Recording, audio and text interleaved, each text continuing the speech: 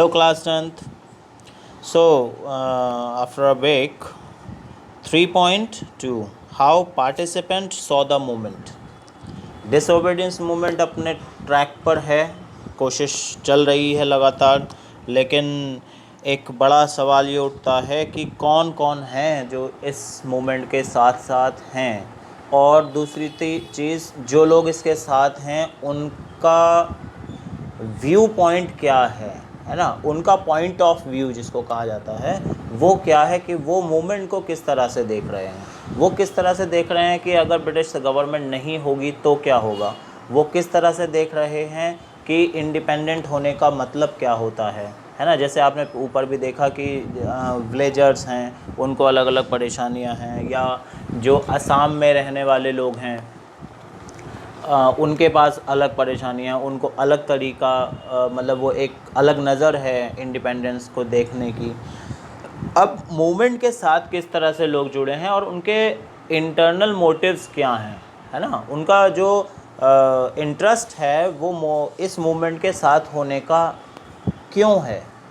ठीक, तो एनसीईआरटी यहाँ पे क्वेश्चन बनाता है कि let us now look at the different social groups that participated in the civil disobedience movement. Why did they join the movement and what were their ideals and what did Swaraj mean to them? तीनों सवाल काफ़ी जायज़ मालूम होते हैं कि एक तो वो मूवमेंट के साथ क्यों हैं, उनके आइडियल कौन हैं, क्या हैं, कि क्यों वो मूवमेंट के साथ रहना चाहते हैं, और स्वराज सभी लोगों के या इन सब अलग अलग ग्रुप्स के लिए क्या मायने रखता है। ठीक है, तो इस लिस्ट में सबसे पहले नंबर पे आते हैं पाटीदार्स ऑफ गुजरात। क्या कहते हैं इन्हें? Patidars, Patidars of Gujarat and Jats of Uttar Pradesh. दोनों ही कमर्शियल क्रॉप्स में मेनली काम करते हैं, माने कि खेती करते हैं, उगाते हैं, बेचते हैं। ठीक है, और एग्रीकल्चर के लेवल पे आप पहले भी देख चुके हैं कि किस तरह से डिप्रेशन एक तरह फील करना पड़ा है पेजेंट्स को। तो यहाँ पर भी सेम कंडीशन है कि प्राइजेस के अप डाउन की वजह से लगातार एक हार्डशिप फील करते आ रहे हैं। ठीक है, एनसीईआरटी लिखता है कि were active in the movement being producer of commercial crops, they were very hard hit by the Great Depression and falling prices. लगातार प्राइजेस के गिरने की वजह से और ट्रेड डिप्रेशन की वजह से, मतलब कि व्यापार के ख़राब होने की वजह से जो है वो उनको बहुत ज़्यादा प्रॉब्लम हुई है। As there cash income disappeared, they found it impossible to pay the government's revenue demand. जब पैसे नहीं हैं तो गवर्नमेंट को कहाँ से रेवेन्यू दे देंगे, है ना, कहाँ से पूरा कर लेंगे, बहुत मुश्किल बात है। And the refusal of the government to reduce the revenue demand led to widespread resentment. अब पूरी तरह से बहुत बड़े लेवल पर असर पड़ा है। द गवर्नमेंट भी एक तरीके से रिफ्यूज़ कर चुकी है कि वो कोई भी रिडक्शन नहीं करेगी रेवेन्यूज़, मतलब कि जो गवर्नमेंट को चाहिए जितना टैक्स उतना मिलना चाहिए, गवर्नमेंट उसको कम करने को तैयार नहीं है। अब ये गवर्नमेंट कौन है? British government. ठीक है, ये ब्रिटिश एम्पायर की बात हो रही है, कॉलोनियल गवर्नमेंट की बात हो रही है। ठीक है, तो इसलिए ये जो जितने भी रिच पेजेंट्स हैं उन्होंने सिविल डिसोबीडियंस का रास्ता चुन लिया। उन्होंने भी लगातार ऐसी कम्युनिटीज़ बनाई जो बायकॉट प्रोग्राम्स को आगे ले जा सकें और इस स्वराज स्ट्रगल को हवा दे सकें। For them the fight for Swaraj was a struggle against high revenues. उनके लिए स्वराज का मतलब क्या है, स्वराज में क्यों लड़ रहे हैं, वो क्यों चाह रहे हैं कि सब कुछ ठीक हो जाए या ब्रिटिश गवर्नमेंट ना रहे। वो इसलिए चाह रहे हैं ताकि हाई रेवेन्यूज़ ना देने पड़ें, जो टैक्सेस इतने ज़्यादा बढ़ा दिए गए हैं वो गवर्नमेंट को ना देने पड़ें। ठीक है, but they were deeply disappointed when the movement was called off. 1931 में जब कॉल ऑफ हुआ, मतलब मूवमेंट को रोक दिया गया था, वायलेंस बहुत सारी हो रही थी, तो मिस्टर गांधी ने उस वायलेंस को देखते हुए मूवमेंट को रोक दिया था, जिससे कि ये लोग जो हैं खुश नहीं हुए, क्योंकि रेवेन्यूज़ नहीं घटे थे, सरकार पे दबाव नहीं पड़ पाया था। 32 में फिर से स्टार्ट हुआ था मूवमेंट, लेकिन फिर इन्होंने वापस आने से मना कर दिया। ये लोग कौन हैं? ये हैं अमीर, या तो किसान हैं या ज़मींदार हैं बड़े वाले। इनके पास बड़ी खेती हैं, बड़ी ज़मीनें हैं, और उस पर ये लोग काम करवाते हैं, ठीक है। तो इनको टैक्सेस भी उतने ही देने पड़ रहे थे ब्रिटिश गवर्नमेंट को, जिसको ये रोकवाना चाहते थे मूवमेंट की वजह से, सिविल डिसोबीडियंस मूवमेंट की वजह से, या और इससे पहले वाले होने वाले मूवमेंट्स में भी इन्होंने देखा कि मिस्टर गांधी की बात लोग मान रहे हैं, जो है सब कुछ शायद ठीक होने की उम्मीद है, तो इन्होंने अपना फ़ायदा, एक पर्टिकुलर इंटरेस्ट, अपने बिजनेस का इंटरेस्ट देखते हुए जो है वो मिस्टर गांधी के साथ इस रिवॉल्यूशन में पार्टिसिपेशन दिया। लेकिन जब मूवमेंट बंद हुआ तो ये थोड़े से हताश हुए होंगे कि हमारे प्रॉफिट्स जो हैं वो इंक्रीज़ नहीं हो पाएंगे। मूवमेंट फिर से शुरू हुआ तो इनको जो है एक डाउट क्रिएट हो गया होगा कि शायद आगे कुछ अच्छा हो नहीं हो, जैसे चल रहा है वैसे ही चलते रहने दीजिए, माने ये मूवमेंट के साथ नहीं आए, राइट। अब नेक्स्ट नंबर आता है दूसरे लोगों का। अब ये दूसरा सेक्शन है जो स्मॉल टेनेंट्स का है, ये पुअरर पीजेंट्स हैं, ठीक है। The poorer peasants were not just interested in the lowering of revenue demands. Revenue demands को ये कम करवाना नहीं चाह रहे हैं। माने क्यों नहीं कम करवाना चाहेंगे? एक सेक्शन है अमीर, जो पाटीदार्स हैं, जाट हैं, बाकी और यूपी के बहुत सारे और किसान हैं, वो चाहते हैं कि रेवेन्यू इंक्रीज़ हो, कमाई होगी उससे। गवर्नमेंट टैक्स इंक्रीज़ कर रही है तो वो रेट इंक्रीज़ करेंगे अपना, सीधी सी बात है ना। अब रेट इंक्रीज़ करेंगे तो उन्हें बाज़ार में फ़ायदा होगा। लेकिन पुअरर जो पीजेंट्स हैं, उन अगर ये रेवेन्यू डिमांड्स इंक्रीज़ हुई तो उनका नुकसान हो जाएगा, उन्हें उनके पास इतनी इनकम होती नहीं है कि वो पे कर सकें गवर्नमेंट को, है ना। और जिस लेवल पे वो उगाते हैं उतने रुपए में वो सामान बाज़ार में बिकेगा नहीं। बहुत सारी चीज़ों में, दालों में आ जाइए, अनाजों में है, मसालों में, बहुत सारी चीज़ों में है। तो ये एक तरीके से आप देख रहे हैं क्या हो रहा है यहाँ पर। दो बिल्लियाँ लड़ रही हैं एक तरीके से। एक तो बड़े वाले पीजेंट्स हैं, बहुत ज़्यादा ज़मीनों वाले बड़े बिजनेसमैन हैं, खेती करते हैं, ठीक है, बड़े फार्म हाउस होंगे उनके वहाँ पे। एक छोटे किसान हैं, ठीक, और बीच में एक बंदर, माने जो ब्रिटिश गवर्नमेंट बैठी है उसको दिख रहा है कि ये दोनों एक दूसरे के अपोज में हैं और हम बीच में से फ़ायदा उठा सकते हैं। वही खेल ब्रिटिश गवर्नमेंट पर्दे के पीछे से खेल रही है लगातार। ये जो पुअर पेजेंट हैं, इनकी अपनी प्रॉब्लम्स हैं, ये नहीं चाहते कि इस तरह से हो। मतलब दोनों की डिमांड्स अलग अलग तो रहेंगी, एक बहुत बड़ा बिजनेसमैन है, एक छोटा वाला बिजनेसमैन है, तो दोनों की डिमांड्स में काफ़ी हद तक बदलाव हो सकते हैं, है ना, अंतर आ सकते हैं। इसी का फ़ायदा ब्रिटिश गवर्नमेंट उठा रही थी। Many of them were small tenant cultivating land they had rented from landlords.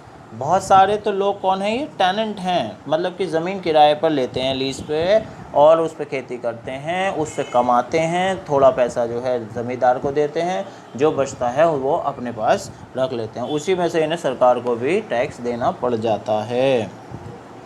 अब ये जो मंदी का दौर चल रहा है, इसमें लगातार जो है इन लोगों को बहुत ज़्यादा प्रॉब्लम हो रही है, तो रेंट देने का भी इनके पास कमाई नहीं हो पा रही है। इसलिए जो है they joined a variety of radical movements often led by socialist and communist, apprehensive of raising issues that might upset the rich peasants and landlords. अब इन्होंने क्या किया? सोशलिस्ट, कम्युनिस्ट, एप्रीहेंसिव जो वो थे मूवमेंट्स थे, उसमें पार्टिसिपेशन करना शुरू कर दिया। एप्रहेंसिंग ऑफ राइजिंग इश्यूज़ मीन्स अपने इश्यूज़ को उठाना शुरू कर दिया, जिससे कि जो रिच पेजेंट्स हैं वो इनसे चिढ़ गए, है ना। और वो जो लोग हैं वो मेनली कांग्रेस सपोर्टर हैं, क्योंकि कांग्रेस जो है उन्हें पॉलिटिकल फ़ायदा दिलवाने की उम्मीद रखती है, वो रखवा रही है एक तरीके से, ठीक है। इसलिए अब देखो क्या चालबाजी चल रही है। Congress was unwilling to support no rent campaign in the most places. Congress ने सपोर्ट नहीं किया नो रेंट।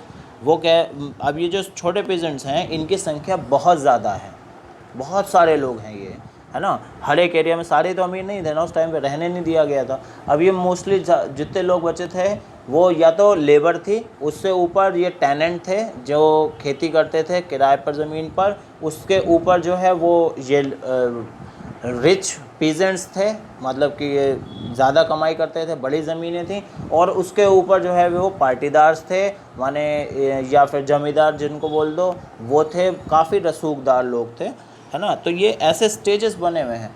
तो कांग्रेस कभी भी नो रेंट के साथ नहीं गई, माने उन छोटे लोगों के साथ रहना उन्होंने कभी पसंद नहीं किया। ये सबसे बड़ी गलती उस टाइम में थी। फिर भी मिस्टर गांधी के नाम पर ये लोग इकट्ठा थे, कांग्रेस के नाम पे नहीं थे, मिस्टर गांधी के नाम पे इकट्ठा थे। किसी भी अपोजिशन में ब्रिटिश गवर्नमेंट की सबसे आगे ये लोग खड़े थे। ये कौन है लोग? जो वो पुअर टेनेंट है, वो पुअर लेबर है, वो पुअर पीजेंट है, वो मज़दूर है जिसे रोज़ कमा के खाना है, सबसे आगे वो खड़ा था हमेशा से। So the relationship between the poor pageants and the Congress remained uncertain. सही बात है, कांग्रेस और पुअर पेजेंट के बीच में तो रिलेशन हो ही नहीं पाया था कभी भी। अमीरों की पार्टी एक तरीके से, है ना, अमीरों की पार्टी बन के तैयार खड़ी हो गई थी कांग्रेस उस समय भी। एनसीईआरटी इस लाइन को लिखता है तो उस टाइम की कंडीशन ऐसी रही होगी, है ना। ये कोई प्राइवेट किताब नहीं लिख रही, इसे कोई प्राइवेट राइटर नहीं लिख रहा है, ये एनसीईआरटी ने लिखा है, गवर्नमेंट की किताब है। उसने लिखा है कि कांग्रेस की कभी भी जो है वो पुअर पेजेंट्स के साथ नहीं बन पाई, क्योंकि कांग्रेस हमेशा से जो है जो रिच पीजेंट्स के साथ और लैंडलॉर्ड्स के साथ खड़ी रही। नो रेंट कैंपेन को कभी उन्होंने सपोर्ट करने की कोशिश नहीं की कि इनका जो किराया है वो माफ़ कर दीजिए या छोड़ दीजिए।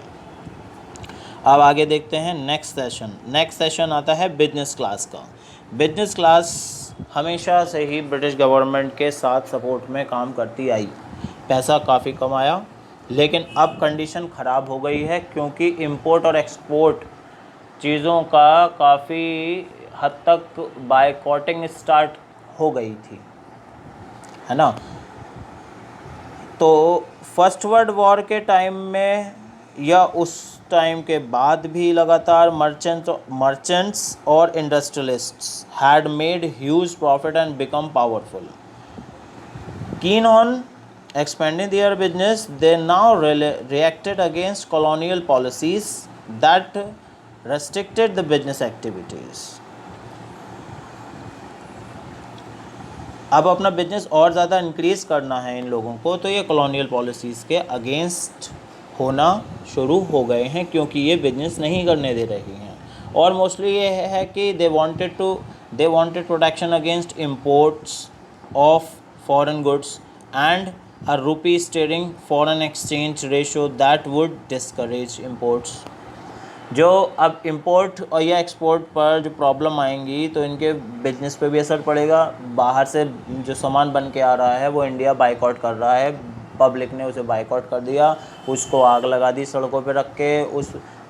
और मिस्टर गांधी ने मूवमेंट चलाया हुआ है इससे बड़ा कि सिविल डिसोबीडियंट है, तो मतलब कि आपको ओबीडियंट होना ही नहीं है, अवज्ञा करनी है, ठीक है, सविनय करनी है मगर, है ना। तो इनके बिजनेसेस में काफ़ी हद तक प्रॉब्लम स्टार्ट हो गई हैं। तो अगर ब्रिटिश या कॉलोनियल रूल्स ना रहें तो इन बिजनेसमैन को काफ़ी फ़ायदा हो सकता है, ये एक्सपोर्ट कर सकते हैं, है ना। इंपोर्ट करके बेचने में तो नुकसान हो रहा है, बाहर से मंगा रहे हैं तो यहाँ नहीं बिक रहा, लेकिन ये अपने प्रोडक्ट्स को इंपोर्ट करा सकते हैं। इंपोर्ट अगर खुल जाता है तो इन बिजनेसमैन को फ़ायदा होगा, इसलिए ही ये जो हैं इस मूवमेंट के साथ जुड़ना शुरू हो जाते हैं। टू ऑर्गेनाइज बिजनेस इंटरेस्ट, अब ये क्या करते हैं, एक कमेटी बना देते हैं अपनी। दे formed Indian industrial and commercial Congress in 1920 and federation of Indian chamber of commerce and industry. Underline कर लेना इन्हें, 1927 में बना था, ये 1920 में बना था।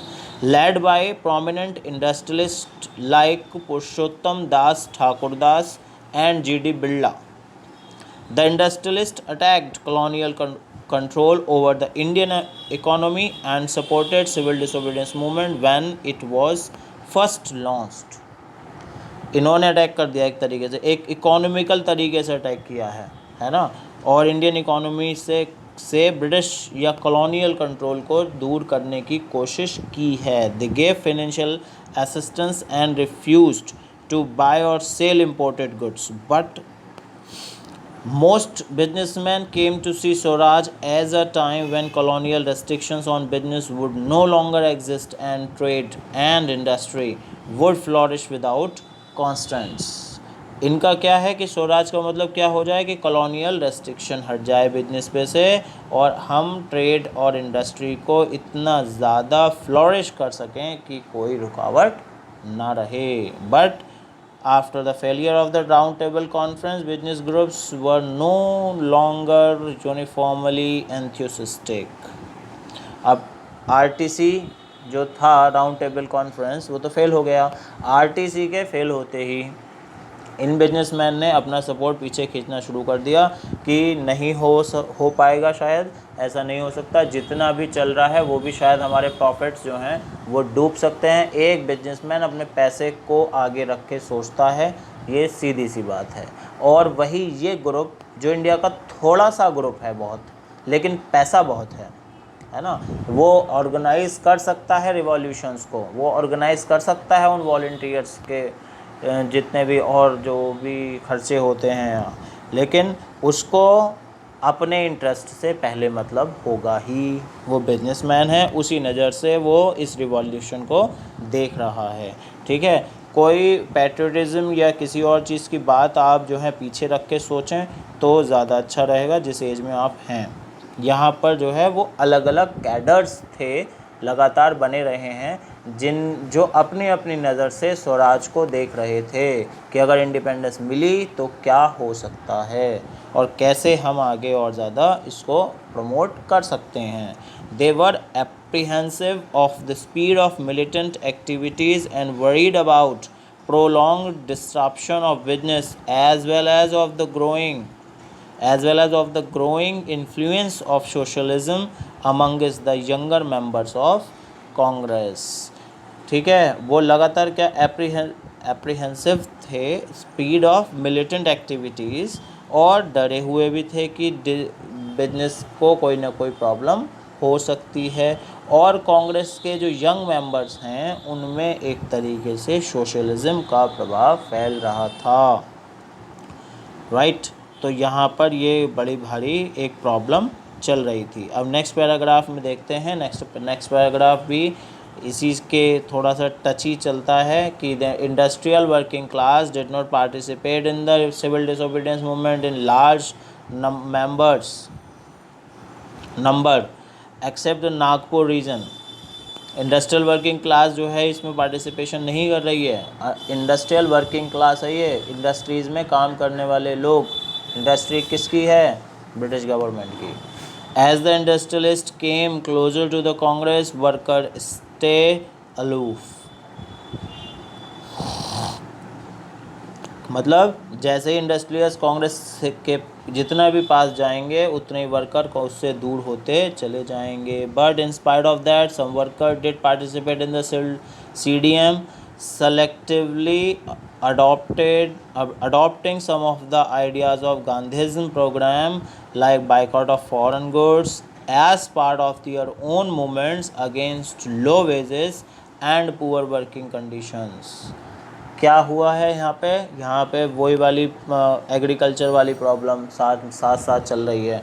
क्या इंडस्ट्रियलिस्ट जो हैं वो अपने रेवेन्यूज़ को इंक्रीज़ कराने के लिए और अपने टैक्सेस को डिक्रीज़ कराने के लिए कांग्रेस का साथ देने के लिए तैयार हैं, लेकिन वर्कर्स जो अपनी वेजेस को इंक्रीज़ करवाना चाहते हैं, अपनी लिविंग कंडीशंस को इंक्रीज़ कराना चाहते हैं, उनके साथ कांग्रेस नहीं है. तो अगर इंडस्ट्रियलिस्ट कांग्रेस के साथ मिलकर सिविल डिसोबीडियंस पे जाते हैं तो वर्कर जो हैं उनसे हट जाते हैं. वर्कर जो हैं वो गांधीज़म के नाम पर स्वराज की मांग करने के लिए अलग खड़े हो जाते हैं. मतलब यहाँ पर भी दो रास्ते खड़े हो गए हैं. एक वो लोग जो अपने फ़ायदा कांग्रेस के नज़रिए से देखते हुए आगे चलना चाहते हैं। कांग्रेस गरीब लोगों के साथ है नहीं, क्योंकि उसे लग रहा है कि ये कोई सपोर्ट नहीं करने वाले, ना तो फाइनेंशियली ना किसी और तरीके से, है ना। वो तो एक तरीके से भीड़ समझ रहे हैं उन्हें बस। तो यहाँ पर ये वो बात लिखी जाती है कि but in spite of that some worker did participate in the CDM selectively adapting some of the ideas of Gandhian program like boycott of foreign goods as part of their own movement against low wages and poor working conditions। तो ये इसकी demand के साथ साथ चल रहे हैं। There were strikes by the railway workers in 1930 and dock workers in 1932। ये हुई कुछ एक स्ट्राइक कुछ जगह पे, है ना। In 1930 thousands of workers in Chota Nagpur 10 mine were Gandhi cap and participated in protest rallies and boycott campaigns, but the Congress was reluctant to include workers demand. फिर कांग्रेस ने वर्कर्स की डिमांड को हटा दिया, रिलक्टेंट कर दिया, हटा दिया, नगण्य कर दिया, हमें नहीं चाहिए। मतलब कांग्रेस साथ नहीं देना चाह रही है वर्कर्स का demands as part of its programme of struggle. उसको कोई मतलब नहीं है, कांग्रेस उनके साथ नहीं है। It felt that this would एलिनेट industrialist and divide the anti imperial forces. ये साफ NCERT इस लाइन को लिखता है कि इट फेल्ट दैट, इन्हें ऐसा लगता था कि दिस वुड एलिनेट इंडस्ट्रियलिस्ट को अलग कर देगा हमारे मेन प्रोग्राम से। अब इंडस्ट्रियलिस्ट क्यों चाहिए कांग्रेस को? पैसे वाला आदमी ही क्यों चाहिए अपने कैंपेनिंग में, हाँ। And divide the anti imperial forces को अलग अलग कर देगा अगर हम जो है वर्कर्स की डिमांड को लेके चलते हैं। वर्कर की डिमांड को इसलिए साथ में नहीं ले सकते क्योंकि वो इंडस्ट्रियलिस्ट के अगेंस्ट हो जाएंगी। वर्कर चाहता है मुझे अच्छी सैलरी मिले, तो उसका मालिक कैसे साथ में हो जाएगा? मालिक और नौकर एक साथ आप खड़े ही नहीं कर सकते, है ना। ये बड़ी भारी जो है टेंशन का काम उस टाइम पे चला था। मगर फिर भी मिस्टर गांधी के नाम पर ये वर्कर साथ में खड़े होने को तैयार हो जाते हैं हर बार। चाहे तो आप खेती में चले जाओ, चाहे इंडस्ट्रियलिस्ट में चले जाओ, चाहे डॉक पे चले जाओ, ये दिक्कत सब जगह पे है। कांग्रेस ने लगातार जो है वो रिलक्टेंट किया है इन डिमांड्स को, इन वर्कर्स की, इन पुअरर्स की डिमांड को अपने मैनिफेस्टो का हिस्सा कभी नहीं बनाया, लेकिन फिर भी वो मिस्टर गांधी के नाम पे साथ में खड़े हैं। वो गांधी टोपी पहनते हैं, बाकी कांग्रेस भी पहनती है ना। उसका नाम ही गांधी टोपी हो गया था। वो जो आपने देखा होगा बहुत सारे पुराने टाइम पे मिनिस्टर्स पहना करते थे वो टोपी, वाइट कलर की लंबी सी होती है नाव जैसी, तो गांधी कैप कहा जाता था उस टाइम पे। तो ये कंडीशन जो है यहाँ तक चली है इसमें, है ना। अब आगे देखिए, another important feature of civil disobedience movement was the large scale participation of women. अब वेमेन का पार्टिसिपेशन स्टार्ट होता है, यहाँ भी कांग्रेस अपनी टांग मारती है। और इस बहुत आसान सा लिखा हुआ है वैसे, अब सीधे पढ़ते चले जाते हैं। देखो पार्टिसिपेशन किस तरह से वेमेन का आगे आया है। मिस्टर गांधी ने कोशिश की है कि साल्ट मार्च के साथ साथ जो है हज़ारों महिलाएं अपने घरों से निकलीं उनकी बात सुनने के लिए, और वो साथ में चलीं। बहुत सारे लोगों ने मार्च में प्रोटेस्ट भी किया, साल्ट भी बनाया, है ना। यहाँ एक फ़ोटोग्राफ शेयर करता है NCERT, जिसमें बहुत सारे आप लेडीज़ को देख सकते हैं जो वाइट कलर की साड़ी में आपको रोड पे डेमोस्ट्रेशन और प्रोटेस्ट करते हुए दिख जाएंगी, ठीक है। इन्होंने बहुत सारे फॉरेन क्लोथ्स जो थे उनको पिकेट मतलब शॉप्स को बंद करवा दिया, लिकर शॉप्स को बंद करवाया, जेल भी गई हैं। In urban areas those women were from high caste families, mostly high caste families थे। In rural areas they came from rich peasant households. Rich peasants household जितने भी थे जो अमीर किसान थे, उनके घर की भी महिलाएं जो हैं वो रिवॉल्यूशन का हिस्सा बन गई थी। Moved by Gandhi's call they began to see service to the nation as a scared duty of women. Yet this increased public role did not necessarily mean any radical change in the way of position of women was visualised, मतलब कोई ऐसे special position change नहीं हुई है women की, लेकिन फिर भी वो लगातार जो है पार्टिसिपेशन कर रही हैं। Gandhi ji was convinced that it was the duty of women to look after home and hearth, be good mother and good wife, है ना। वो गांधी जी ने समझाते हुए कह दिया था, ठीक है आप प्रोटेस्ट भी कर रही हैं, साथ साथ चलें, लेकिन एक जो है वो be a good mother and good wife. And for a long time, the Congress was reluctant to allow women to hold any position of authority within the organization. फिर reluctant कर दिया, रोक दिया, विरोध कर दिया कांग्रेस ने कि women का कोई भी पोजीशन, मतलब position of authority, any position of authority organisation में नहीं होगा। It was keen only on their symbolic presence, it was keen only their symbolic presence, उनका बस वहाँ पर पहचान होना वो है, लेकिन कांग्रेस उस चीज़ के लिए अलाउ नहीं कर रही है कि उन्हें कोई पद तरीके से कोई मिलेगा, कि कोई उन्हें संचार का वो बनाया जाए कि ये प्रचार करें या कुछ और हो, है ना, किसी के मैसेजेस दूर तक लेके जाना, जैसे उस टाइम पे होता था, है ना। गांधी जी ने ये कहा है, गाँव-गाँव कहते हुए घूमते थे लोग, ठीक। तो उसमें कांग्रेस लगातार फिर से विरोध में है। नेक्स्ट नंबर पे आता है limitations of civil disobedience movement, ठीक है। इसकी बात नेक्स्ट टाइम पे करेंगे। अभी आप इसके बहुत सारे पॉइंट्स हैं जो आप यहाँ से कैरी कर लीजिए और अंडरलाइन कर लीजिएगा उन बातों को जिन पर सवाल बनते हैं, और बनते ही हैं बहुत सारी बातों पे। इतनी सारी हमने बात की कि पार्टीदार्स की कंडीशन कैसी थी, इंडस्ट्रियलिस्ट की कैसी थी, पुअर पेजेंट क्या सोच रहा था, और women condition civil disobedience movement में कैसी रही है, राइट। तो इन बातों को आप कैरी करें, इन पर ही शॉर्ट आंसर्स बनते हैं।